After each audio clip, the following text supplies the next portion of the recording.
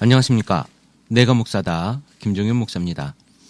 오늘은 저번 주에 제가 대전에 가서 신학자들의 이야기를 듣고 싶었어요. 그래서 제가 좀 요청을 했고요. 한 신학대학, 대전에 있는 침례신학대학교의 총장님의 인터뷰를 했습니다. 이유는 뭐냐면 우리가 사실은 제 이야기는 현장의 이야기고 그 위에 이제 신학생들을 가리켜서 목사를 만들어내는 그런 어떤 훈련기관 내지는 양성기관인데요. 이곳에서의 최고 수장으로 계시는 그분의 철학은 어떠신지 그 얘기가 좀 듣고 싶었어요. 게다가 또 침례교단 출신에 제가 침례교단 출신이니까 우리 교단의 총장은 어떤 생각을 하고 있는지가 궁금하기도 했고요. 그래서 여러분들과 공유하고자 하는 마음으로 제가 인터뷰를 했습니다. 여러분 조금 길더라도 함께 해주시면 좋을 것 같습니다. 이 이야기가 어쩌면 전체 이야기가 될 수는 없겠지만 그러나 한국교회를 고민하는 신학자의 이야기일 수는 있을 것 같다라고 하는 생각을 해봅니다. 네, 그럼 인터뷰 시작하도록 하겠습니다. 안녕하십니까, 총장님. 안녕하십니까. 네, 오랜만입니다. 네. 네. 제가 93년도에 여기 입학을 했거든요. 예. 93년도에 제가 학교를 조금 일찍 왔으니까 17살에. 그랬었어요. 네, 제가 5살 반 정도의 학교에 초등학교를 들어갔으니까. 신동이었네. 우리 동네 이름도 신동이었습니다. 네. 근데 일찍 들어와가지고 아무런 철없을 때 네. 교수님을 뵀죠. 예. 그때 우리 예. 경건론 예. 담당 교수님이셨는데요. 예. 그 이후로는 사실 별로 기억이 없어요. 저도 그래요? 교수님 수업, 철학 수업 하나 듣고 네. 그리고서 이제 말았던 것 같은데 네. 교수님도 잘 생각이 안 나시겠지만 아니요, 저는 김 목사님 생각 잘 나요. 진짜로. 그래요? 제가 네. 뭐 학생들을 잘 기억하는 편이라고 그래요. 학생들이. 예. 그래서 이름들도 잘 기억하고 하는 편입니다만. 네. 우리 김 목사님은 학생 때부터 좀 독특한 외모가 있었지. 그쵸. 제가 이도 좀 안 좋았었고. 이가 안 좋아서 이렇게 양쪽에 이렇게 네, 맞아요. 쉽게 말하면 드라큘라 같이 이렇게 이가 여러 개 돼 있었지. 약간은. 맞아요. 과잉치가 있었습니다. 네, 그래서 그게 인상적이었고, 머리도 상당히 좀 돼서 이렇게. 지저분하게 다녔죠. 해서 상당히 좀 서구적이었지, 인상이. 좋게 말씀해 주시는 좋게 거죠? 물론 좋게 말하는 겁니다. 네. 그래서 그게 인상적이었고, 네. 항상 좀 날카로운 인상이 있죠. 그때 더 말랐었으니까. 예, 말랐고, 많이 말랐어요. 네네. 그래서 이렇게 다니면 항상 뭐가 있어 보이는 학생 룩이 있었지. 기억해요? 너무 핍해 보였으니까. 잘 기억합니다. 네. 그렇게 좋게 말씀해 주셔서 네. 감사합니다. 네. 네. 여기 지금 우리 방송 들으시는 분들은 제가 참 좋은 사람인 줄 알아요. 좋아요. 참 좋은 분입니다. 네. 네. 제가 오늘 드리는 질문들을 11가지를 이렇게 준비해 왔는데, 예. 사실은 이 질문들이 총장님으로서 또는 신학교에 계시는 분으로서 굉장히 부담스러운 질문들일 수 있거든요. 네. 그런데, 편하게 해주시면 좋을 것 같고요. 네. 지금, 현재, 침례신학대학교 총장님, 어떻게 보면, 목회자를 길러내는 기관의 수장으로 계시는데, 이 수장으로서 한국교회에 대한, 지금 현재 한국교회를 보시면 어떤 평을 해주실 수 있는가에 대한 궁금증이 있어요. 참 어렵네요. 우리 늘 하듯이 정말 한국교회는, 모든 교회가 그렇지만 하나님이 저희 한국을 사랑하셔서 또 이렇게 복음을 전해주시고 핏값으로 세우신 교회라는 거 우리가 다 동감하고요. 또 이렇게 성장시켜 주셨고 발전시켜 주셔서 얼마나 큰 은혜가 되는지 모릅니다. 그런데 이제 요즘에 우리가 늘 말하듯이 지금 물어보신 동기도 아마 그런 걸 텐데 네. 한국 기독교 또 교회에 큰 위기가 왔다 이런 말씀 하잖아요. 네네. 그래서 여태까지 많은 축복을 누렸지만 사실 어려움이 있는 건 사실이에요. 근데 저는 굉장히 낙관론자입니다. 근본적으로. 그래서 옛날에 마크 트웨인이라는 유명한 작가가 잘못 알려져서 죽었다는 소문이 난 적이 있어요. 그래서 그분이 유명한 말을 했죠. 나의 죽음에 대한 기사는 과장된 것이었다. 뭐 이런 말로 이제 유명한 그 글을 쓴 적이 있는데 저는 우리 기독교 특히 교회에 대한 얘기가 상당히 이제 중요한 위기 의식입니다. 그게 있어야만 돼요. 우리 여태까지 너무 없었고. 근데 그런 그 경고음을 통하여 우리 교회가 다시 갱신할 수 있고 바로잡을 수 있는 좋은 계기라고 생각을 합니다. 그래서 저는 근본적으로는 낙관적이고 네. 또 이번 기회를 통하여 한국 교회들이 다시 한번 갱신할 수 있는 좋은 기회를 맞고 있다. 네네. 그리고 하나님이 사랑하시는 이 교회가 앞으로 더 하나님의 복음을 제대로 전할 수 있는 좋은 동력을 맡고 있는 것 아닌가 네. 이렇게 생각을 합니다. 아, 결론적으로. 네. 어쩌면 네. 어려울 수 있지만 네. 차라리 여기에서 우리가 문제의식을 가지고 예, 예. 다시 도약할 수 있는 기회가 될 수 네, 있으면 네. 좋겠다라고 하는 바람. 네, 그렇게 또 믿습니다. 예, 네네. 그렇게 확신합니다. 네. 아, 이 다음 질문이 네. 제가 굉장히 고민했던 질문입니다. 네. 아, 우리 총장님이 어쩌면 힘드실 수 있는 질문일 네, 수 네. 있는데, 이번에 사실 4월달에 세월호 네. 사건이 네. 있으면서 또 그때 이제 교황 방한도 하고 그랬지 네, 않습니까? 네. 그때 우리 기독교의 교회의 모습을 보면서 사실 저는 실망을 많이 했습니다만은 한국 교회 또는 기독교인들이 우리가 사회에 참여하고 네. 이런 분위기와 또는 네. 담론에 대해서 어떻게 생각을 하시는지 궁금합니다. 예, 다들 이제 어려운 질문만 하셔서 옛날에 학생 때는 그렇게 어려운 질문 안 했던 것 그때는 같아요. 이 어려운 말들을 몰랐죠. 생각도 못했고요. 어려운 말씀이죠. 세월호 사건 같은 건 뭐 우리가 다 가슴 아프게 생각하고 네네. 저도 이제 설교를 하면서 그런 얘기를 많이 했습니다. 저 자신이 종교 철학을 전공하기 때문에 네. 항상 왜라는 질문을 입에 달고 살았거든요. 근데 요즘에는 왜, why보다는 이제 어떻게 사는 것이 더 중요하지 않나 하는 생각을 많이 합니다. 어떤 네. 근본적인 질문보다는 세월호 사건도 왜 그런 일이 일어났느냐 물어본다면 참 여러 가지 동기가 이제 분석될 거예요. 그렇죠. 사회 전체의 총체적인 그 어떤 문제가 있죠. 그런데 어떤 의미에서는 우리가 이제 그것을 빨리 how를 통해서 어떻게 이거를 극복하느냐도 참 중요한 것 같더라고요. 네. 그래서 뭐 이제 지혜를 모아야죠. 어렵죠. 그런 거. 그렇죠. 기독교가 거기에 과연 얼마만큼 책임의식을 가져야 되느냐. 많은 네. 걸 가져야 되겠죠. 네, 그리고 네. 우리가 사회 참여라는 건 우리한테 주어진 사실 사명입니다. 네. 하나님이 우리 개인만 신앙을 갖고 개인의 신앙에 안주하라고 하시지 않았거든요. 네네. 그래서 이제 그런 것에 대해서도 우리 기독교인들이 사회적인 책임을 가지고 우리는 빛과 소금이니까 네네. 사회에 이제 이 사회 어려운 것들 또 병든 것들에 대해 소금의 역할도 하고 어두운 것들에 대한 빛의 역할을 해야 되죠. 당연히. 그런데 이제 그 교황의 방문을 얘기를 하셨기 때문에 예. 글쎄 그거는 제가 볼 때는 조금 매스컴의 과장도 있는 것 같아요. 네. 교황의 방문이라든가 이런 거 조직이 워낙 크고 그렇죠. 거기는 그래서 뭐 기독교인들이 어떤 분들은 거기에 대해서 화도 내고 위협적으로 좀 이렇게 위협을 당하는 그런 것도 있는 것 같은데 전 전혀 그럴 필요는 없다고 봅니다. 우리 기독교 교회들도 얼마나 참 많은 사회 봉사도 하고 그렇죠. 빛을 나눠주고 사랑을 나눠주는데 네네. 카톨릭이라는 건 전 세계적으로 제일 큰 집단입니다. 아, 그렇죠. 제일 네. 크거든요. 네네. 그런 조직하고 우리 각자 우리 조그마한 이제 CR들이 돼 있는 교회들하고 네. 그걸 비교한다는 것 자체가 웃기는 거고 우리도 굉장히 빛과 소금의 역할을 열심히 하고 있거든요. 네네. 그런 점으로는 우리도 정말 자부심을 가지고 네. 더 열심히 해야 될 것 같고 네. 또 우리 교황 방문하신 거는 사실은 조금 웨스컴에서 좀 과장했던 면도 있는 것 같아요. 아무래도 캐톨릭 쪽에서 이제 예, 이벤트 뭐 그런 게 좀 있는 것 게 같습니다. 있었겠죠. 네. 그래서 뭐 우리도 그때 이제 BWA 회장 우리 침례교에서 전 세계 침례교가 네. 다 합하면은 거의 카톨릭에 버금갑니다만 네. 그런 이제 BWA 회장이 왔을 때 매스컴이 뭐 그렇게 얘기를 그렇죠. 안 해주거든요. 네, 네. 그렇게 굳이 따진다면 숫자적으로는 비슷하지만 네, 네. 결국에 포인트는 정말로 이웃을 위해서 우리가 얼마만큼 봉사하고 헌신할 수 있느냐 이런 건데 뭐 훌륭하죠 그분도. 근데 우리 그럼요. 목사님들도 네. 사실은 여기서 이제 자극을 받아야죠. 자극을 받고 우리들도 더 앞장서고 보여주는 네네. 그런 것이 필요하다고 봅니다. 예. 이건 어떻게 보면 침신대의 아주 심각한 문제라고 볼 수 네. 있을 것 같은 질문인데 현재 한국교회 목회자 수하고 교회 숫자 네. 그리고 신학생 수 이것들은 어쩌면 뗄래야 뗄 수 없는 관계의 그렇죠. 네. 구조라고 생각을 하는데요. 분명 이제는 네. 이 배출되는 신학생 수 내지는 목회자의 수가 어떤 의도적인 조절이 필요할 때가 되지 않았나라고 하는 생각이 드는데 네.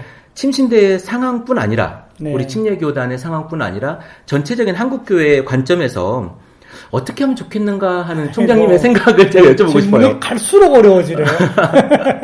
뭐 개혁에 대한 부분도 이야기가 될 수 있을 것 같고요. 글쎄요, 이제 저희 학교 경우에는 1년에 MD 학생이 160명 들어오고, 네. 또 목회대학원에는 40명, 그래서 200명 정도가 들어오고, 네. 이럭저럭 해서 이제 1년마다 한 160명 정도가 배출이 됩니다. 네네. 신학과 학부에는 한 100명 정도 와서 한 90명 정도씩 배출이 됩니다. 네네. 그렇게 하고 이제 그 학생들이 섬길 교회가 전국에 3천여 곳. 네. 그래서 이제 정확한 통계는 솔직히 저희들도 없어요. 네. 어떤 게 적정한 통계인지, 네. 또 배출되는 학생들이 다 과연 어디에서 일을 하시게 되는지, 네. 정확한 통계를 잡기가 힘들더라고요. 네네. 마찬가지로 우리 교단과 우리 학교도 어려운데 전국 교회는 얼마나 힘들겠나. 그렇죠. 참 모르겠어요. 예. 근데 이제 두 가지로 볼 수 있는데 하나는 자연 통제 기능. 이게 자연적으로 이제 시장 경제라고 말하는 것처럼 아무래도 뭐 여러 가지 이유에 따라서 너무 공급이 많으면 또 자연적으로 또 수요가 감소하고 뭐 이런 게 그렇겠죠. 있었겠죠. 예, 예. 두 번째는 인위적인 거. 이건 누군가가 계획을 하고 이렇게 나가는 걸 텐데, 하여간 최근에는 우리 교회가 이제 아무래도 약간 성장을 멈추면서 신학 지원생들도 조금은 좀 문제가 있는 것 같습니다. 오히려 저희 학교보다는 다른 학교들이 좀 그렇게 최근에 많이 영향을 받았다고 알고 있습니다. 네네. 그래서 저희들도 이제 그런 지금 말씀하신 필요성에 대해서는 절감을 합니다만, 우리가 솔직히 과학적인 객관적인 자료는 뭐 없습니다. 네. 대략 그냥 뭐라 그럴까요? 감으로 이렇게 보는 거죠. 네네. 근데 전체적으로 여태까지는 우리 교단에서는 이제 그 졸업생들이 나가서 어느 정도까지 쭉 배치가 되는 걸로 알고 있어요. 그래서 우리가 인위적으로 막 크게 조정은 안 하려고 합니다만 학부의 경우에는 앞으로 몇 년간은 조금 조정을 해야 될 것 같아요. 왜냐하면 학부는 결국에는 이제 전체 대학 학력 인구가 그렇죠. 너무 줄어들기 때문에 근데 그게 이제 MD부까지 어떻게 연결될지는 솔직히 아직까지는 잘 모르겠어요. 우선은 학부만 걱정하고 있습니다. 그래서 사실 우리 학교도 내년부터 내후년이군요. 2016년부터 신학과는 10%를 줄였습니다. 우선. 그래서 그런 식으로 우선 좀 대처를 해나가면서 조금 상황을 보려고 합니다. 지금 제가 학교를 다닐 때 우리 학부 그 정원이 150명이었어요. 150명이었죠. 그때 150명 가반나반 나눠서 공부했었는데 실제로 지금 이제 그 학년도 저희 학년도 학번이 이제 동기 모임을 이제 시작을 했거든요. 그러면서 목회하고 있는 애들이 몇 명이야. 그리고 지금 목회는 하지 않지만 선교사 다 목회로 사모님까지 포함을 한다면 한 60명 가까이 된다고 60명 그래요. 60명 정도. 굉장히 높은 수치라고. 더 되지 않을까요? 150명 중에? 그거밖에 안 되나요? 지금 현재 파악된 건 우리 이제 회장이라고 하는 친구한테 파악을 해보니까 그 정도 된다고 하는데 그러면 반수가 못 되는 인원이거든요. 그때만 해도. 제 생각은 그거보다 더 되실 것 같은데 아마 이제 동창회에는 연락을 안 하는 분도 있고. 근데 이렇게 이제 전국 교회를 저희 다녀보다 보면은 참 놀라울 정도로 많은 분들이 여기저기 숨어서 봉사하시고 이러더라고요. 저는 송포수 목사님이 목회를 할 거라고는 상상도 못했었습니다만은. 방송 나가는데. 괜찮습니다. 목회 잘하고 계십니다. 목회 너무 열심히 하고 계시고. 그래서 그런 분들이 많고. 그때 150명일 때 제가 학과장을 했습니다만. 아마 전국에서 제일 큰 신학과 중에 하나였고. 사실 경영학과도 150명 채우기가 힘듭니다. 사실 보면 일반 대학에 그렇게 잘 나간다는 경영학과, 법학과도 한 과가 150명 되기가 힘들거든요. 근데 우리 학교가 150명으로 오래 갔었죠. 그쵸. 그 다음에 이제 100명으로 줄였고, 지금은 이제 그거보다 더 이게 자연적인 추세인 것 같아요. 어떻게 보면. 지금 줄여가고 있습니다. 근데 MD부는 그래도 이제 MD부 신학대학원은 직접 또 목사님이 이제 되는 마지막 단계니까 그거는 저희가 막 줄이지는 않고 보고 있습니다.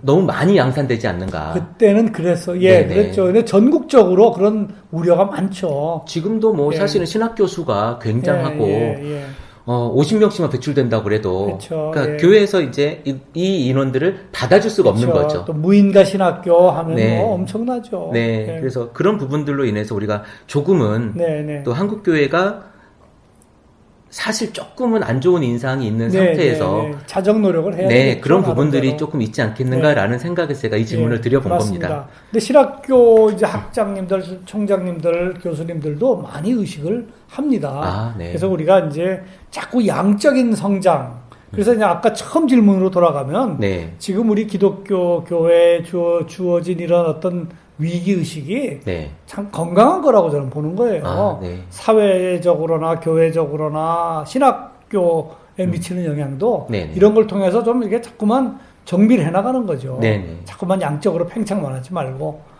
뭐 하나님은 그렇게 역사하시기를 원한다고 저는 믿습니다. 네네. 예. 감사합니다. 그럼 다음 질문을 네. 드리겠는데요. 신학생, 그러니까 목회자가 될 사람들이죠. 네. 교회에서 양질의 소양을 갖춘 기능이 아니라 그 열정을 갖춘 목회자를 사실 원하거든요. 그렇죠. 그러니까 예. 기능은 누구나 데려다가 일주일 교육시키면 다 할 수 있는 일들이잖아요. 네. 그리고 한 뭐 반년 배우고 네, 1년 네, 배우면 네, 다 할 수 있는 네, 일이거든요. 네, 그런 것보다도 네. 어쩌면 열정 있는 목회자를 원하는데 사실 교회 안에서 인큐베이팅도 굉장히 중요하지만 길게 함께 할 수 있는 동역자를 필요로 하거든요. 그렇죠. 교회 현장에서는. 네, 네. 근데 현실에서는 그런 동역자를 구하기가 사실 쉽지 않습니다. 예, 그러니까 그렇죠. 사람 예. 아까 말씀드렸던 것처럼 수백 명, 수천 명의 신학생들이 1년이면 배출이 되는데 그 중에서 사람 뽑기가 너무 어렵다는 거죠. 예, 예. 실제로 송포수 목사님네도 이번에 사람을 구하는데 못 구하고 있거든요. 근데 그런 일들이 발생을 하는 겁니다. 예, 물론 예. 교회가 많은 그 사례비를 주고 하면 좋겠지만 그런 상황이 안 되는 교회일지라도 와서 열정 있는 그 그렇죠. 사람을 못 구하는 예, 거죠. 그게 좀 어렵죠. 네. 근데 이제 저희들도 목사님으로부터 야단 맞는 것 중에 하나가 바로 그겁니다. 제대로 된 네. 학생을 좀 보내달라. 네, 근데 네. 뭐 사실 그런 말씀하시는 목사님도 네. 옛날에 또 신학교 졸업하실 때는 처음엔 좀 어설펐겠죠. 저는 그렇게 그렇죠. 생각합니다. 저 네네. 자신을 포함해서. 그러니까 네. 우리가 신학교가 물론 참 양육의 의무가 있고 잘 가르쳐야죠. 네. 최선을 다해서 가르치는데 4년 동안, 3년 동안에 다 완성되는 건 아니거든요. 물론이죠. 기본적인 것만. 네네. 뭐 전투에 내보내는 군인이 그렇지 않습니까? 기본적인 거 배워서 나가는데 그때부터 어떻게 갑자기 백전백승합니까? 그저 그냥 전장에서 굴르다 보면은 나름대로 또 네. 군인이 돼 가는 거죠. 예? 그렇죠. 그래서 이게 이제 결국에는 학교하고 교회가 나눠서 네. 양육은 맡아야 된다고 봐요. 아. 우리는 이제 기본적으로 이분들을 만들어 내보내고 네. 그거를 교회가 맡아서 또 그때부터 훈련을 지키고 다듬어 나가는 건데 네. 지금 아까 말씀하신 것처럼 그러니까 그 열정과 인성이 참 중요한 것 같아요. 그렇죠. 네. 저희 학교 저는 참 우리 학교의 이 모토가 진리, 중생, 자유인데 굉장히 중요하다고 봅니다. 저는 진리라는 것이 학문적인 거, 학문성과 지성, 네. 그 다음에 중생은 영성, 네. 그 다음에 이제 그 자유는 정말 우리의 인성, 그리스도 안에서 자유로운 인격이라고 생각합니다. 네네. 그래서 그 열정도 있어야 되고, 영성도 있어야 되고, 무엇보다도 인성이 제대로 돼야 돼요. 그러니까 우리가 이제 기초를 만드는 작업. 아. 그 다음에는 나가서 목사님들하고 또 현장에서 부딪혀야 돼요. 그러니까 우리의 책임도 많습니다만, 목사님들도 또 잘 끌어주셔야 됩니다. 제가 지금 거기서. 이 질문에 그 네. 교수님 답을 듣기에는 네. 조금 교수님이 책임을 이쪽으로 좀 이렇게 아니, 그런 옮겨놓은 건 아니에요. 느낌이. 우리, 아닌데, 여기서 네. 다 완성되는 건 아니라는 거고. 네네. 뭐, 김종현 목사님도 그렇고. 저는 다들. 학교 다닐 때 아주 개판이었죠. 근데 그걸 나가서 또 우리가 네. 다듬어지는 거거든요. 네네. 그래서 이제 제가 볼 때는 그러니까 멀리 하나님이 모든 걸 합력하여 선을 이룬다는 그 신념과 믿음을 가지고 네. 사람도 길러나가고 교회도 투자를 하고 네네. 이래야 될 거라고 생각합니다. 저는. 그러니까 저희가 목사님들로부터 많이 꾸지람을 받습니다. 제대로 된 학생 좀 보내달라 이렇게. 사실 이 얘기하시죠. 부분들이 교회 현장에서는요 예. 굉장히 중요한 힘들죠. 부분이거든요. 예, 네. 예. 사람 어디든지 마찬가지겠지만 사람이 모든 걸 좌우할 수 있기 때문에 네, 그렇죠. 그래서, 예. 학교에서 사실 바라는 거죠. 좀 예, 잘해서 예, 보내주십시오. 예, 그러면서 그렇습니다. 네 그런 또 바람이 아주 아닐까 놀랄 싶습니다. 만큼 우수한 학생도 있어요. 그러니까 네. 또 잘 적응 못하다가 나중에 또 달라지는 분들도 있고. 네네. 그러니까 하나님의 시간이 따로 있으니까 보시면 될 것 같습니다. 알겠습니다. 네. 그 다음 질문은요. 네. 건강한 교회에 대해서 교단 내에서 우리 많은 고민을 하고 있는 네. 것으로 제가 알고 있고요. 네. 또 그러한 분들도 많이 만나고 있는데 사실 공주에 있는 모 교회, 네. 또 분당에 있는 또 큰 교회, 네. 이런 교회들이 건강한 교회에 대한 담론을 이야기하면서 네. 셀 교회에 대한 얘기를 많이 하시거든요. 그리고 멀티사이트 처치를 말씀을 많이 하고 계시는데, 총장님이 생각하고 계시는 지금 목회자시기도 하시고 네네. 또 그 학자시기도 하시고 네네. 이 관점에서 과연 건강한 교회는 어떤 것일까? 네. 뭐 현실이나 여러 가지에 비춰서 네네. 말씀을 해주시면 좋겠습니다. 예, 그것도 뭐 참 어려운 질문입니다만 저희들도 항상 저희 얘기하는 것 중에 하나가 주제 중에 하나가 건강한 교회, 건강한 영성입니다. 네. 이 사람이 몸이 이제 밸런스가 잘 맞아야 되는 것처럼 역시 건강이라는 것의 가장 키워드는 균형인 것 같아요. 아. 균형과 화합. 네네. 응? 그래서 아까 우리가 진리, 중생, 자유도 말씀드렸습니다만 인간이 사람이 이제 건강하려면 네. 참 모든 게 참 조화롭게 균형 있게 잘 어울려져야 되거든요. 그렇죠. 교회도 그런 것 같습니다. 네. 너무나 목회자만 중심으로 나가도 안 되고 뭐 조직이 중심이 돼도 안 되고 네.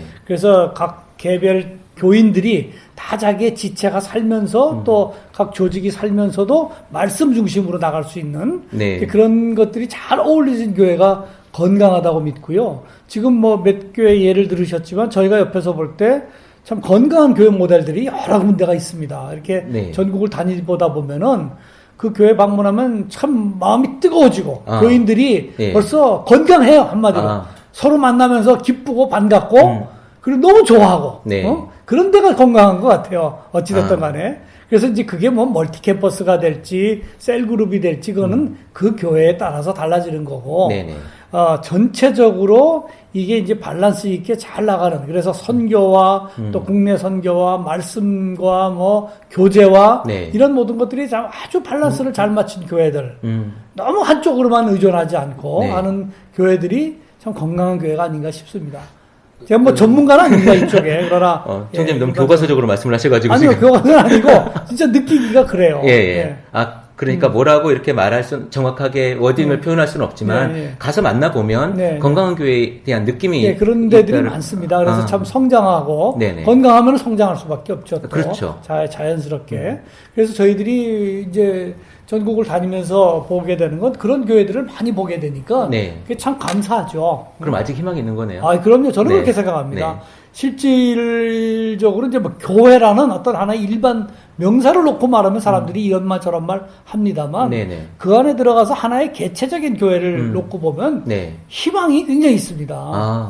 저는 그렇게 생각해요. 네, 저는 이제 이 건강한 교회를 이야기하면서 성장에 대한 말씀 방금 하셨는데 제가 보는 견지에서는 비만과 성장을 조금은 이렇게 구분할 필요가 있다라고 보는 거고요. 그러니까 교회가 그러니까 커지면, 사이즈가 커지면, 성장했으니까 건강한 교회야. 뭔가 건강하니까 사람들이 모일 거야라고 하는 막연한 기대감이나 이런 게 있거든요. 근데 그런 것들을 불식시킬 만한 우리가 가지고 있는 뭔가가 있어야 되겠다라고 하는 고민에서 이 질문을 제가 드려본 거거든요. 좋습니다. 우리 침례교단에서도 분명 그런 교회가 많이 있겠죠? 많이 있습니다. 제가 뭐 저는 많이 안 돌아다녀봐서 많이 보게 되고요. 뭐 형태가 다 틀리죠. 어떤 교회는 또 어느 정도 성장하면 빨리 지교회를 내보내주는 아까 말씀한 대로 비만까지 가기 전에 또 새로운 개체를 개척하는 데도 있고 또 뭐 다른 캠퍼스를 개척하는 데도 있고 아니면 자기네 자체적으로 그 조직을 잘 이제 다듬어서 새로 그 안에서 서로가 숨 쉴 수 있는 공간을 만들어주는 데도 있고 그런 데를 저는 많이 봅니다. 나중에 지금 우리 이제 크리스찬 TV 카페가 있거든요. 이 카페에서도 어제 올라온 글 중에 하나가 자신이 대구에 사는데 이제 교회 건강한 교회를 찾아서 우리 가족이 다 나왔는데 가고 싶은 교회가 없다. 혹시 소개시켜 줄 수 있느냐라고 물어봐서 난 잘 모른다. 그래요? 그러니까 그런 교회가 되면 혹시라도 그 소개해 줄 수 있는 상황도 되는지. 그럼요. 그러면 제가 그런 질문이 오거든요. 지역마다 제가 다 아는지는 모르겠습니다만, 우선 참 가면은 말씀이 살아있고, 그 말씀에 은혜 받을 수 있고, 은혜를 나눌 수 있고, 그리고 나누는 가운데 서로 성장할 수 있는 거. 건강한 교회죠. 그렇다면은. 그러니까 뭐 일반 성도들 같은 경우는 찾을 수가 없잖아요, 사실은. 일단은 전문가가 아니기에 가서 말씀을 분석할 수도 없고, 그리고 사람들이 좋다 해서 가보면 이단이고, 네, 그런 교회가 예. 굉장히 그런 많거든요. 점도 있겠죠. 예. 네, 그래서 우리가 이제 건전한 그게 건강하지 못한 거죠. 네네. 뭔가 이렇게 유혹을 해갖고 네. 갔는데 그게 이제 독이 될 수 있는 거. 근데 유혹과 전도가 예. 사실은 구분이 안 돼요. 구분을 해야죠. 그러니까 그러니까 보통 네. 신자들은 네. 성도들은 구분을 잘 못하거든요. 네, 네, 네. 그래서 그런 것들에 대한 우리 목회자적인 네, 어떤 맞습니다. 개념들이 서 있어야 되겠다. 네, 네, 네. 그리고 정말 잘 가르쳐야 되겠다라고 네, 하는 네. 게 건강한 교회를 만들고 찾게 맞습니다. 하는 게 예, 아닐까 싶습니다. 예, 동감합니다. 네. 이제 신학대학이라고 하는 곳이 이곳이죠. 네, 적어도 우리 침신대, 네, 그러니까 침례교의 신학은 좀 보수적이다. 네. 라고 우리가 표현을 하지 않습니까? 네. 그런데 우리 침례 신학대학의 신학의 스펙트럼이 어디까지인가에 대한 이야기하고, 네, 그리고 조금, 진보적인 어떤 네. 자유주의 신학까지는 안 가더라도, 네. 사회과학적인 분석 방법으로 신학을 하시는 분들의, 신학까지도 우리 침신대의 신학이 용인할 수 있는가. 그리고 과연 우리가 네. 침례교 신학이라고 자꾸 말을 하고 하지만 역사성을 제외하고 신학적인 부분에서 물론 역사적인 전통은 뭐 어디에서 다 있는 거지만 네, 네. 신학적인 부분에서 침례교 신학의 어떤 독보성 내지는 독자성은 과연 있는가? 네. 이 부분이 사실은 침례교 목회자로서 좀 부족한 부분이 있다고 네. 저는 느꼈거든요. 네, 네. 그래서 이제 그런- 총장님이시니까 네네, 그런 비판을 많이 받습니다. 네네. 그리고 이제 저도 미국에서 침례교 신학교를 졸업을 했는데요. 네. 그런 갈급함이 좀 있죠. 네. 장로교나 감리교나 이런 거에 비해서 네. 딱 어떤 깔뱅이나 웨슬리나 이런 창시자가 있는 것도 아니고. 네네. 그래서 저희가 어릴 때부터 저는 태어나기를 침례교인으로 태어난 셈인데 예. 듣기에는 침례교의 창시자는 예수님이다. 뭐 이런 얘기를 들었고, 네, 그런 얘기 많이 우리는 요단강에서 시작한 교단이다. 이렇게 원래 얘기도 있었다, 들었고, 뭐 이렇게 예, 말씀하시고. 그렇게 얘기도 들었고, 그래서 신학에 대한 그런 갈급증이 있는 건 사실입니다. 네. 얘기를 짧게 결론을 내린다면 요번에 길게 그래서- 하셔도 돼요. 예, 요번에 시간 이제 충분하니까. 60주년, 네. 60주년을 저희가 이제 맞았는데 학교가. 네네. 그래서 60주년 기념의 일환으로 이제 교수님들의 모든 역량을 집중을 해서 네. 우리 정체성이 뭐냐, 신학적인 예. 정체성, 역사적인 발전, 또 신학적인 정체성 이런 거에 대한 이제 책을 하나 냈습니다. 아, 네. 침례교 신학에 대한 네네. 그것이 다 해답을 주지는 않겠죠. 네네.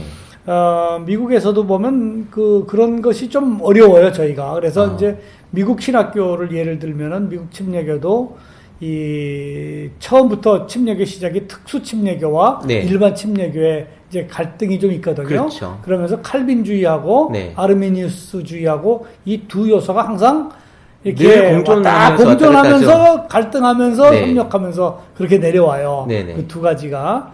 그래서 어떻게 보면 침례교 신학은 이런 모든 걸 포용하는 것이 될 수도 있고. 네. 그래서 이제 우리는 아까 보수라는 얘기를 하셨는데 미국서는 항상 그런 얘기를 했어요. 우리는 보수라기보단 복음적이다. 그런 아. 거에 대해 굉장히 방점을 찍습니다. 침례교는 복음적이라는 거에 네. 더 자부심을 가지고 있다. 이렇게. 어쩌면 그 복음이라고 하는 그 단어가 이런 단어로 표현이 될까요? 좀 부정적인 단어라고 저는 생각하는데 레디컬하다라고 표현이 될까요? 글쎄요, 레디칼도 이제 어떻게 해석하느냐에 따라 네. 있겠죠. 네. 이 아나베프티스트는 사실 굉장히 레디칼한 사람이었죠. 네네. 근본적인 그렇죠. 개혁을 예. 요구했던 사람. 아나베프티스트적인 요소도 침례교 안에 분명히 있습니다. 아. 우리가 역사적으로도. 네. 근데 그게 다는 또 아니죠. 또 한쪽에는 칼빈주의적인 요소도 있고, 네. 또 한쪽은 아르미니우스적인 요소도 있으니까 역사적으로 이 모든 게 공존해 내려오니까 네. 조금 침례교의 정체성을 말하기가 이게 딱 하나만 택하라고 그러면 네. 어려운 면이 있는 건 사실이에요. 그렇기 때문에 이제 침례교의 특색을 그래서 조금 더 막연할 수는 있지만 성경적으로 많이 돌아갑니다. 성경적, 복음적 네. 그런 이제 얘기를 침례교 신학자들이 많이 합니다. 일반 교파적인 네. 그런 거보다는 우리는 가장 성경에 충실하게 살고 성경만이 기준이 된다. 아. 베프티스트는 We the Baptist Bible Loving People 이러거든. 네. 성경을 사랑하는 사람들이 바로 우리 침례교인이다. 예. 어떤 교리나 고백을 넘어서서 음. 성경 말씀으로 감동받는 사람, 그리고 성경 말씀으로 가장 우리의 모든 신앙을 견지하는 사람들이 침례교인이다. 이렇게 이제 얘기를 합니다.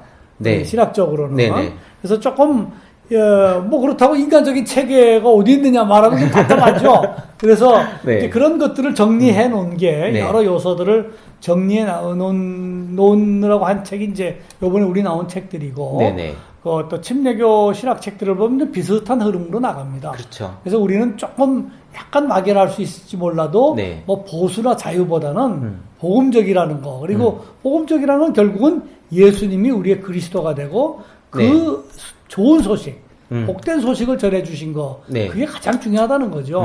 이제 그런 것들 뭐 물론 교과서적인 답이 될 수도 있겠습니다. 네, 그래 그렇게 그게 들립니다. 또 가장 중요한 답이 될 수도 있습니다. 왜냐하면 네, 네. 제가 총장이 되면서도 Back to the Basics라는 얘기를 했는데 기본으로 돌아가자. 네네. 가장 중요한 건 기본이거든요. 그렇죠. 그래서 이제 침례교는 제가 미국서 공부할 때는 네. 그런 걸 굉장히 강조를 하더라고요. 기본이야말로 가장 우리의 네. 중요한 그 신학이다 이렇게 네. 얘기를 했고 네. 그래서 이제 그런 의미에서 미국 신학 같은 데서는 상당히 스펙트럼이 넓습니다. 네. 뭐 사회과학적인 거 아까 말씀하신 네. 대로 그런 거 하는 분도 있고 또 네. 아주 우리가 볼 때 이제 보수적인 야말로 그런 데도 있지만 좀 많이 스펙트럼이 좀 넓어요. 침례교 신학은 폭이. 뭐 복음이라고 하는 주제에서 벗어나지만 않는다면 그런 걸 많이 수용하는 편이고 이제 많은 가설을 수용합니다만 결론만큼은 꼭 복음적으로 이끌어 나갈 수 있도록 구속사적인 해석으로 거기다가 결론을. 방점을 찍습니다. 항상 보면은 스펙트럼은 굉장히 넓군요. 그래서 어떤 콘텐츠의 네. 내용의 어떤 그 특성이라기보다는 방법론적인 특성이라고 말할까요? 그래서 여러 가지를 수용하면서도 네. 확실한 결론을 내리는 것을 강조를 합니다. 이건 이제 그 총장님 개인적인 예. 질문이 될 수도 있겠는데 예. 실제로 얼마 전에 조금 어려운 일을 좀 당하셨죠. 예, 그 예. 논문 뭐 때문에. 그것 때문에. 네네. 예.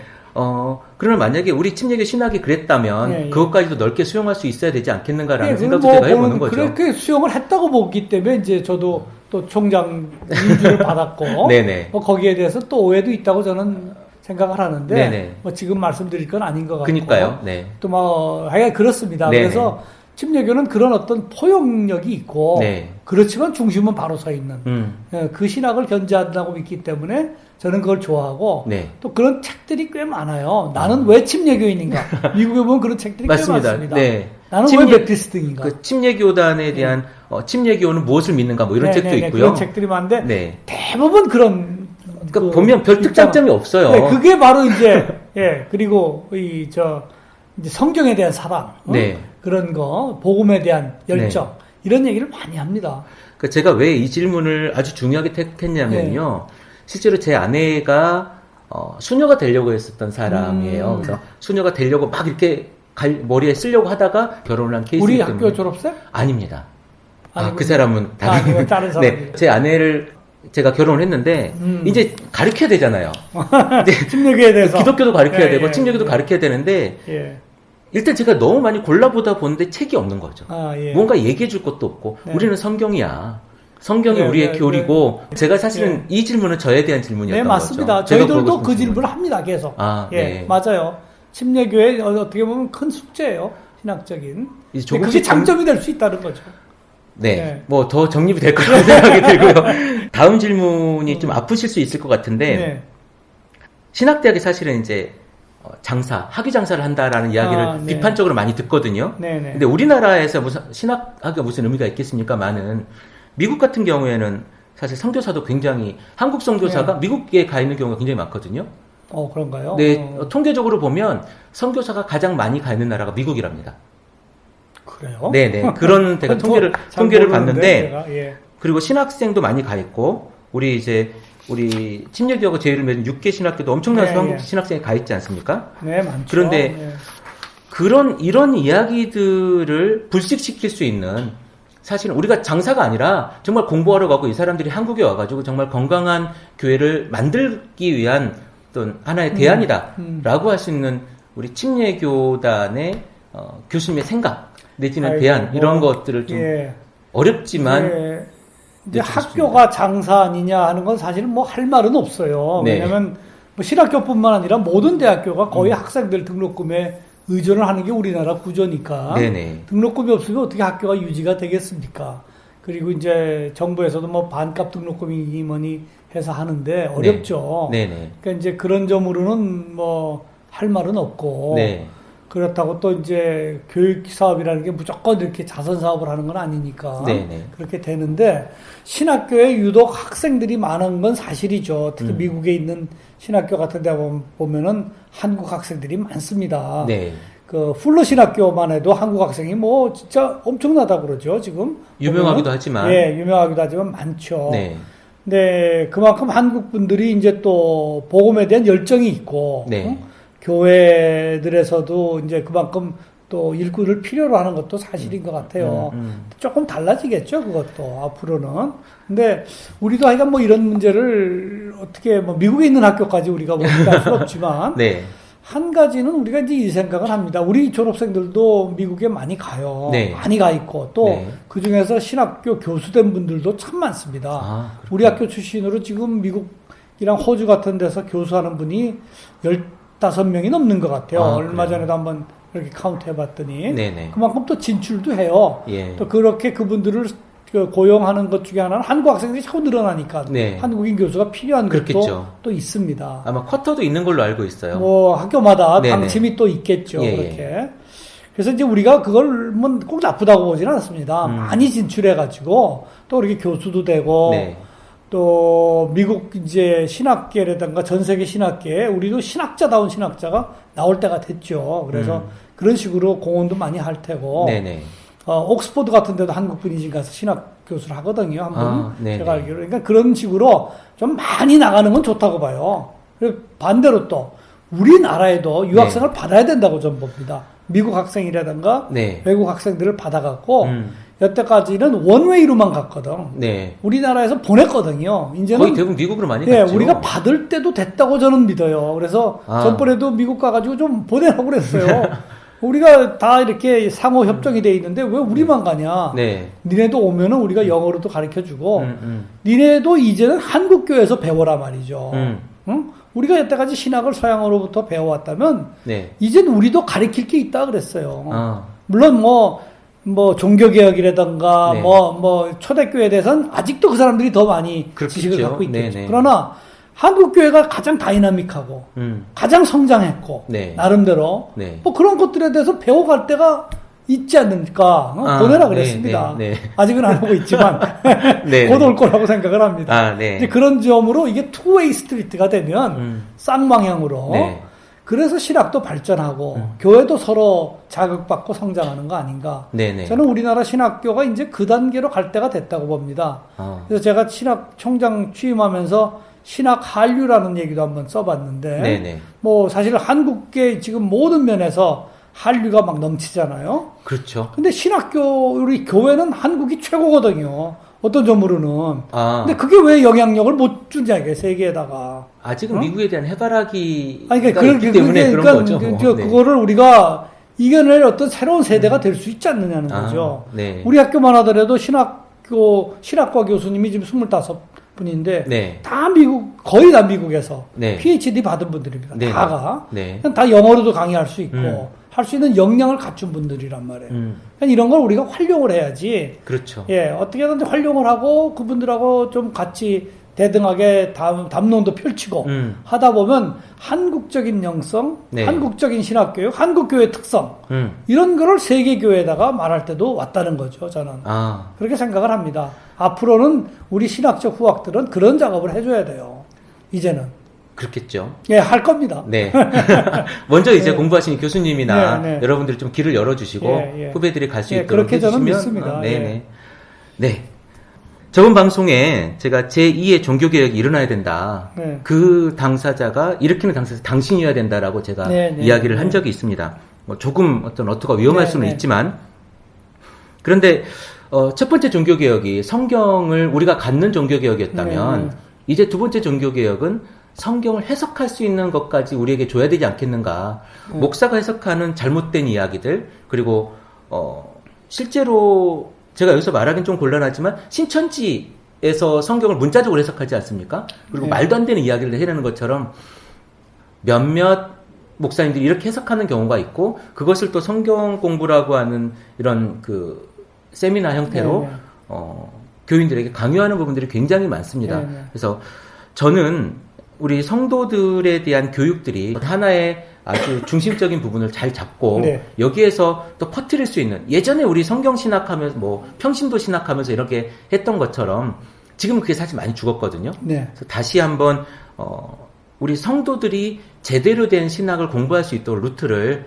신학교라든가 아니면 여러 가지들을 만들어내야 네, 네. 된다라고 저는 생각을 하는데, 당연한 말씀이라고 봅니다. 그것이 저는. 제2의 저는 종교개혁이다. 네, 네. 그래서 잘못된 거 가르치면 네, 네.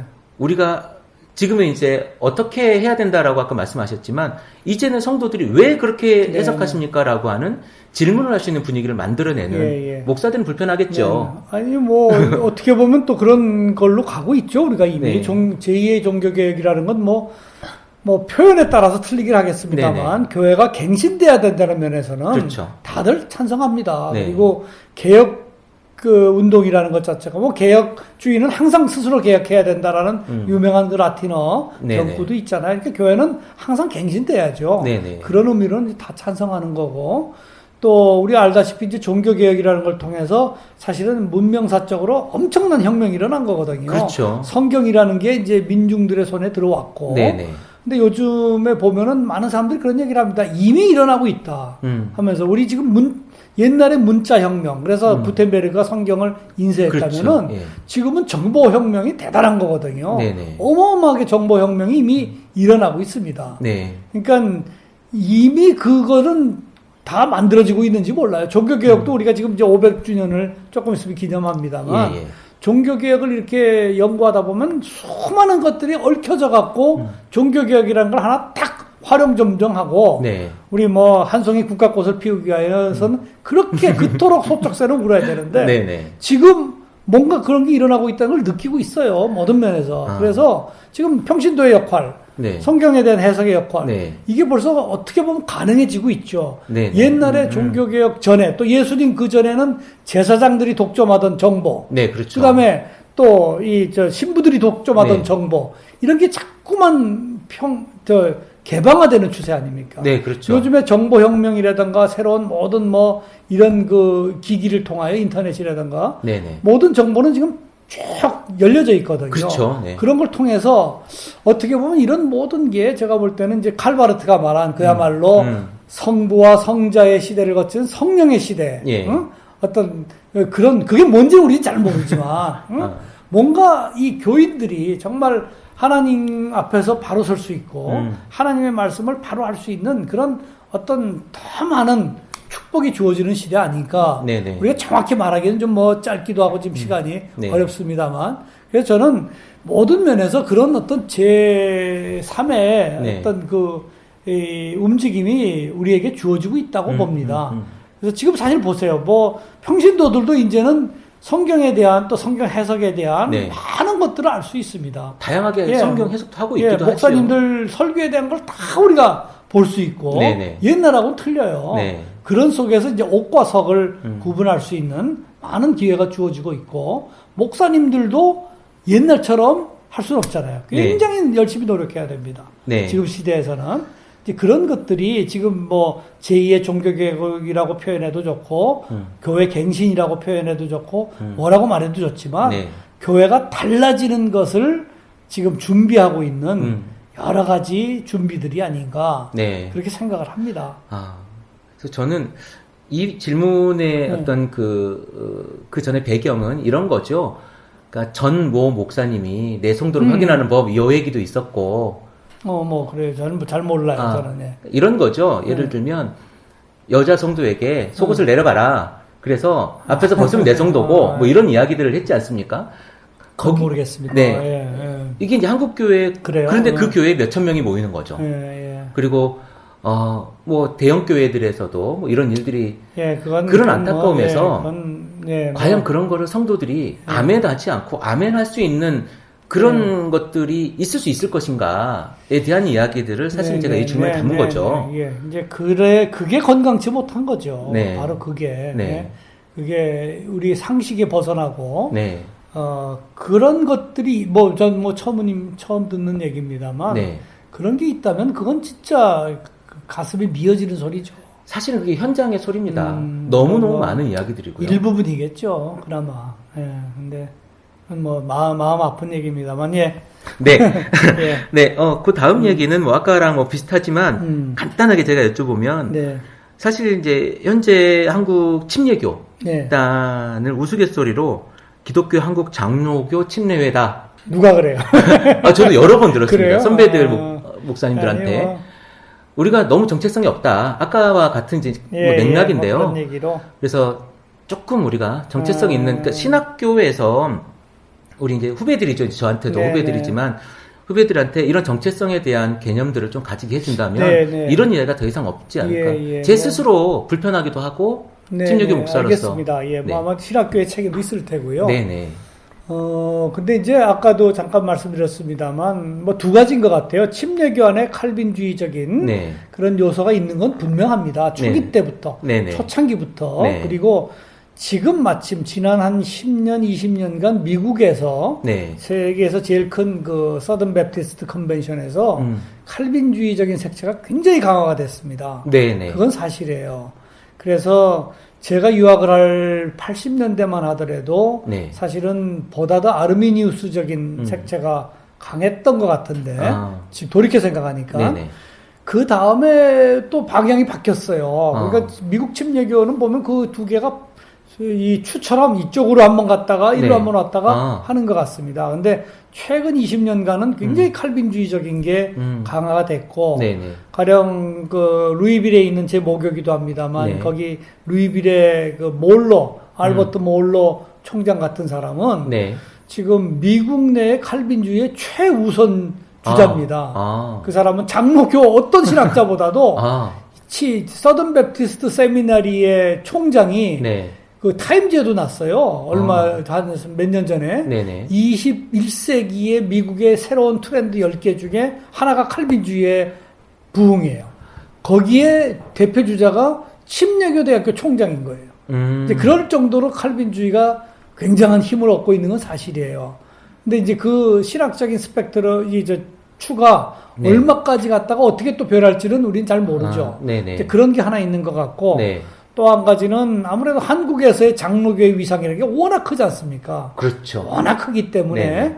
이제 좀 이렇게 블랙홀처럼 빨아들이는 감이 좀 있죠. 네. 모든 교단을 이렇게 장로교화하려는 예. 그런 거는 좀 있습니다. 뭐 우리가 또 바라보는 것도 그게 있는 또 것 같고요. 그런 게 있고 그래서 네. 우리 침례교 안에도 이제 많은 목사님들이 그런 네. 식으로 좀 이렇게 장로교적인 거를 하는 경우도 있는 것 같고 이런 두 가지가 합해지면서 네네. 또 침례교도 그동안에는 안수 집사님만을 고집하다가 그렇죠. 네. 이제 장로 호칭 장로까지는 갔죠. 네, 제가 그거 하면서 좀 웃었습니다만. 그래서 이제 그런 것들도 뭐 여러 가지 네. 또 시대적인 또 요구가 있으니까 그렇죠. 한 건데 네. 네.